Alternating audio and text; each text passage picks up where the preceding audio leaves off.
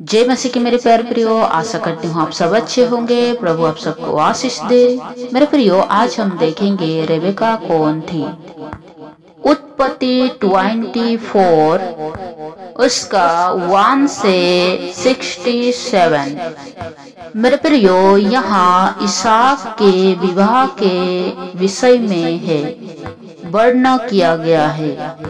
मेरे प्रियो, जब अब्राहम बूढ़ा हो गया और उसकी आयु बहुत बढ़ने लगी, तब उसने अपने दास जो उसके घर में पुरनियों और उसकी सारी संपत्ति पर अधिकार था, उससे कहा, अपना हाथ मेरे जांघ के नीचे रख और मुझसे आकाश और पृथ्वी के परमेश्वर यहोवा की इस विषय में शपथ खा कि तू मेरे पुत्रों के लिए कनानियों की लड़कियों में से जिनके बीच मैं रहता हूँ किसी को ना लाएगा।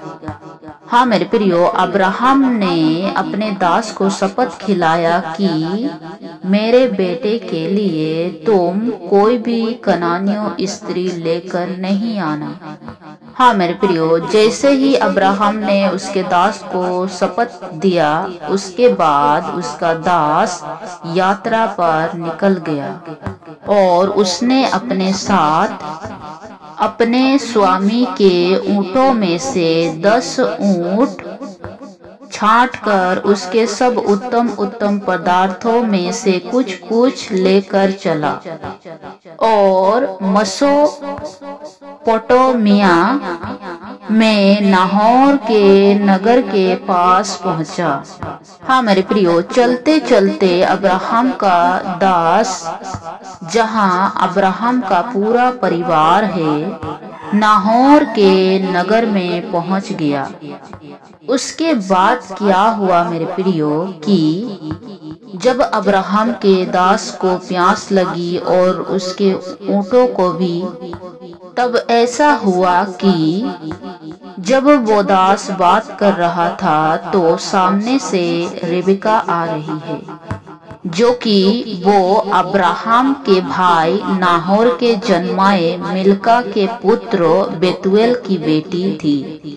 और अब्राहम के दास को पता नहीं कि वो उस स्त्री को कैसे पहचाने। तब अब्राहम के दास ने परमेश्वर से प्रार्थना किया कि अगर आप मेरे दास अब्राहम से सच में प्रीति रखते हैं तो आज मेरे कार्यों को सिद्ध कर और मेरे स्वामी अब्राहम पर करुणा कर।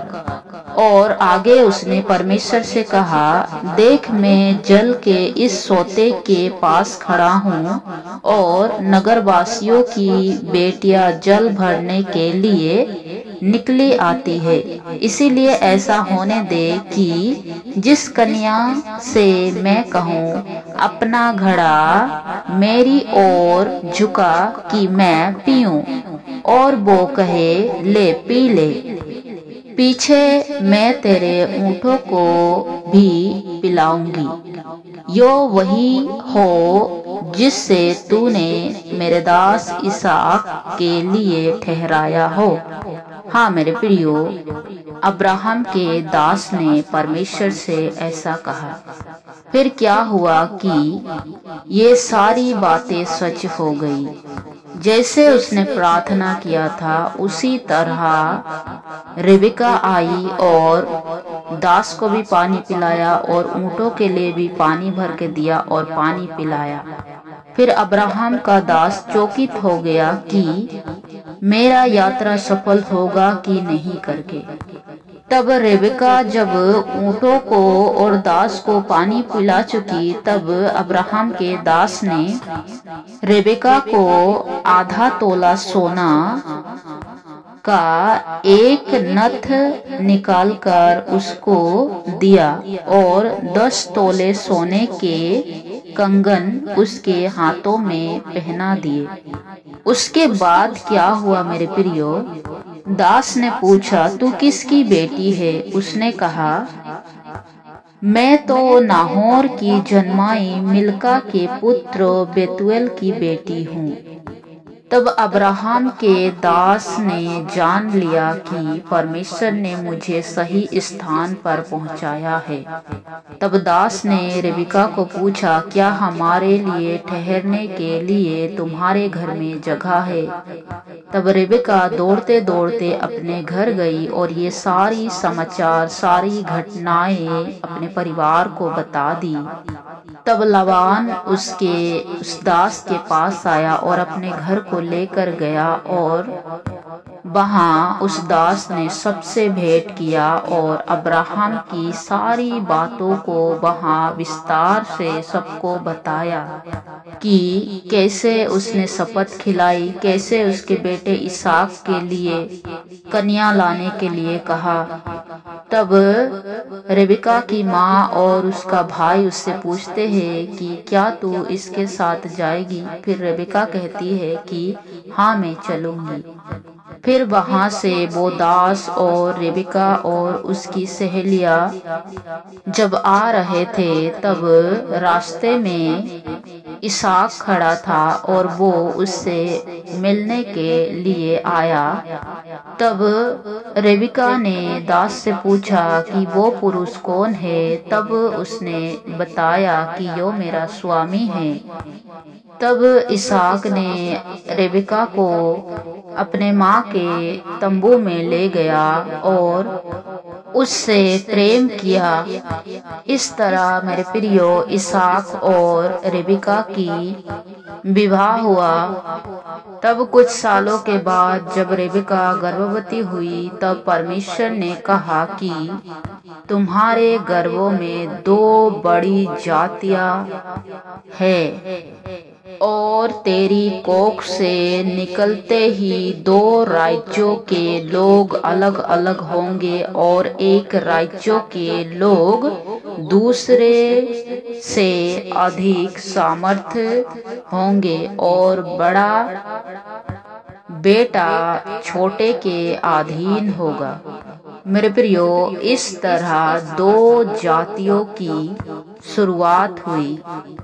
और जब हम उत्पत्ति 27 उसका 1 से 17 को पढ़ते हैं, तो उसमें लिखा है कि जब इसहाक बूढ़ा हो गया और वो आंख से धुंधला हो गया, तब उसने अपने बड़े बेटे को पुकार कर कहा, एसाव, तू मैदान में जा और मेरे लिए ओहर कर ले आ।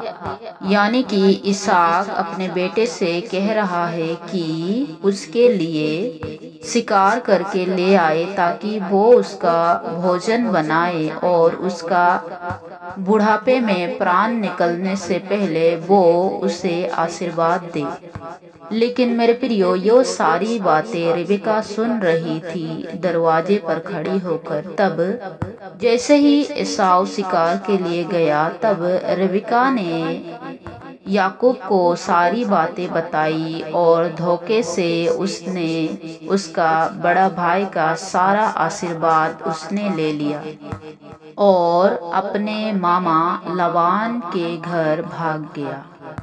मेरे प्रियो, यही थी रेबिका की कहानी। आशा करती हूँ प्रियो, इस वचन से आपने आशीष को पाया है कि कैसे एक दास ने अपनी स्वामी की बात मानकर कैसे उसको पूरा किया और कैसे रेबिका जैसे ही उसके दास ने सारी बातें बताई, उसी तरह वो चल के आ गई।